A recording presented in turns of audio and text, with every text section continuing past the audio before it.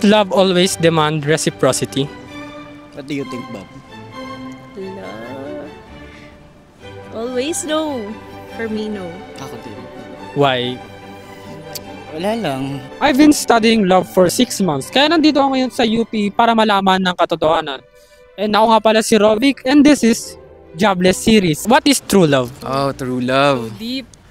True love, para sa akin, true love is yung wala kang hinahanap sa kanya na kapalit, ganun. It comes naturally.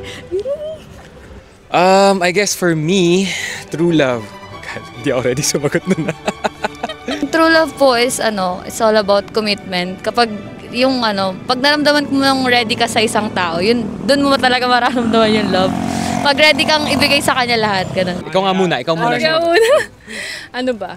True love. True love. Or love lang in general. Sige, what Ano is ba? love? Love, ano siya? Hindi lang siya emotion or hindi lang siya feeling. It's an ability or like a choice to love a person or to love something. Parang in our case, ano siya, araw-araw siyang pinipili na decision na minimake mo, na hindi lang siya yung surface level na emotion or na kind of love na more of may underlying work.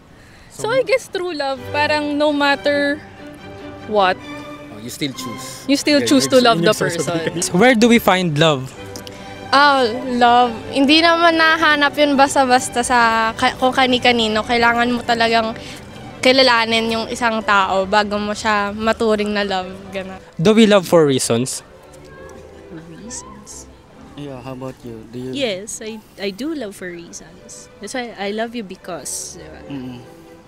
Because what? What?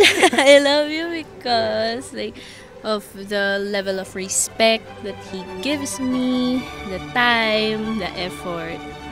Happiness. Happiness. Simula nung nagkakilala kami yung dalawa. So, may stage of level ng happiness na nabibigay niya. Ano mo pangalan nila? Jazzy.